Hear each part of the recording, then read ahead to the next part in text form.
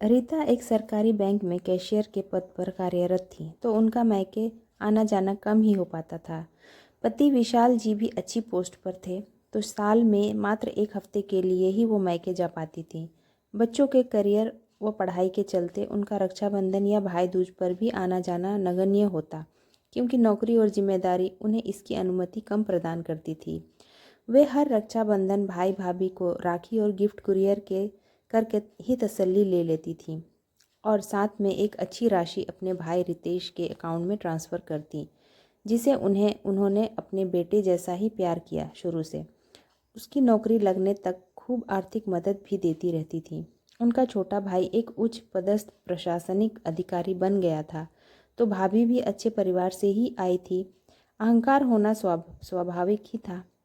भाई के फ़ोन धीरे धीरे आने लगभग बंद ही हो गए। बस एक रक्षाबंधन या दूज पर तिलक या राखी पर बस एक खबर मिल जाती कि समय से कुरियर मिल गया। भाभी मधुलिका कभी कभार एक औपचारिकता निभा देती कि दीदी कभी आकर भी राखी बांध दिया करो। इस बरस भाभी के औपचारिक फ़ोन के बाद उन्हें यह मौका जल्द ही उपलब्ध हो गया। इत्तेफाक से उनके पति की मायके के शहर में 2 दिन की ट्रेनिंग आ गई, तो उनका मन भी हो गया कि क्यों ना मैं भी छुट्टी लेकर इस बार भाई को राखी बांध आऊं। इसी बहाने माँ से भी मिलना हो जाएगा। ज़रूरी उपहार व ख़रीदारी करके उन्होंने बच्चों को सब समझा दिया, तो बच्चों ने भी उन्हें आश्वासन दिया कि आप लोग बेफिक्र होकर जाइए।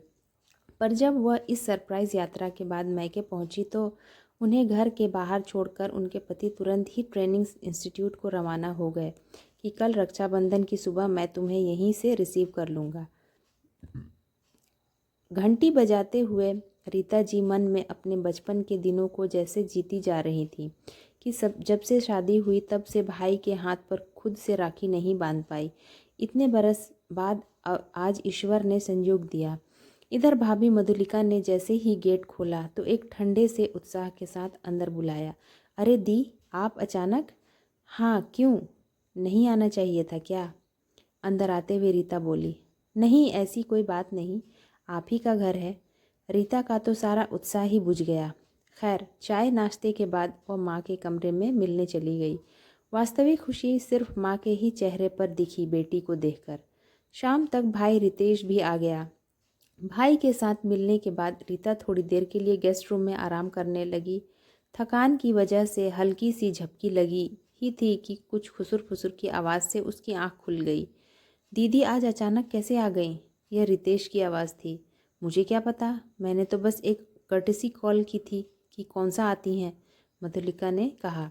मुझे क्या पता था कि सच में आ जाएंगी। कल मुझे भी अपने घर राखी बांधने जाना था और इनके आने से मेरा तो सारा प्रोग्राम बिगड़ गया। आपको 2 दिन की छुट्टी बड़ी मुश्किल से मिली थी और भैया भी बिजनेस के लिए नैनीताल जा रहे थे, तो मेरी ट्रिप का तो पूरा प्रोग्राम अब फुस हो ही गया समझो। एक खर्चा और बढ़ गया अब। भैया मेरे लिए एक डायमंड का ब्रेसलेट लाए थे, तो रिटर्न गिफ्ट में भी मैंने पहले ही अच्छा खासा खर्च कर डाला था। चलो छोड़ो, अब चाय पिला दो एक अच्छी सी मधु। अब मैं भी थोड़ी देर दीदी के पास बैठ लूँ। रीता ने भाई को उसी कमरे में बुला लिया जहाँ उसका सामान रखा था। उसकी पसंद हमेशा ही बेहतरीन रहती थी, तो उन्होंने सबको उनके उपहार जैसे ही दिए। सारा सीन ही बदलने लगा। अब एक दूसरा ही मुखौटा उनके सामने था, उनके अपनों का। मधुलिका और बच्चे भी अब कुछ दुरुस्त ही बातचीत कर रहे थे। अब अंदर मधुलिका को यह चिंता खाए जा रही थी कि इतने महंगे उपहारों के बदले दिया क्या जाए ननद जी को। इधर रीता जी मन में कुछ और ही सोच चुकी थी। रितेश बच्चों को लेकर बाजार की ओर निकल गया और मधुलिका मेड को रसोई में रात के खाने की तैयारी समझाने लगी कि उसने रात रीता को अपना सामान समेटते पाया। लगभग आधे घंटे बाद ड्राइवर उन्हें लेने आ गया और वह माँ से मिलकर सीधे कार में यह कहकर बैठ गई कि पति को कुछ ज़रूरी काम आ गया है। हड़बड़ाई मधुलिका उन्हें ठीक से विदा भी न कर पाई। जैसे ही वह अंदर गई, उसे मेज़ पर उपहारों के नीचे ही एक पत्र मिला जिसमें लिखावट रीता की ही थी। प्रिय रितेश और मधुलिका, सदा खुश रहो।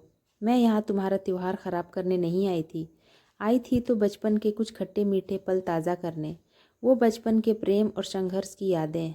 पर मुझे एक अच्छा सबक मिल गया कि दिखावटी और बनावटी रिश्तों की अपेक्षा अकेले रहना उचित है। यह भूल गई थी कि अब रिश्तों में भी डायबिटीज़ की बीमारी हो गई है, जिसे समय समय पर महंगे उपहारों का डोज मेंटेन करता रहता है। तुम्हारी बातें मेरे कानों में पड़ गई थी, तो सोचा कम से कम विशाल की रक्षाबंधन अच्छी हो जाए। स्नेह उसी को करो जो आपकी करे।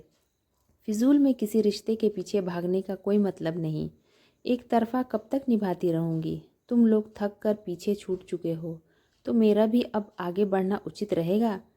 खैर, मैं राखी वापस ले जा रही हूँ, खुद के लिए, ताकि अपने स्वाभिमान की रक्षा खुद कर सकूँ। क्योंकि परंपरा निभाने का काम बस हम बहनों का है, तो ईश्वर से बड़ा रक्षक कोई नहीं। भाई अब रिश्ते को ही पहचान ले, यही बहुत है। तो कैसी लगी ये स्टोरी?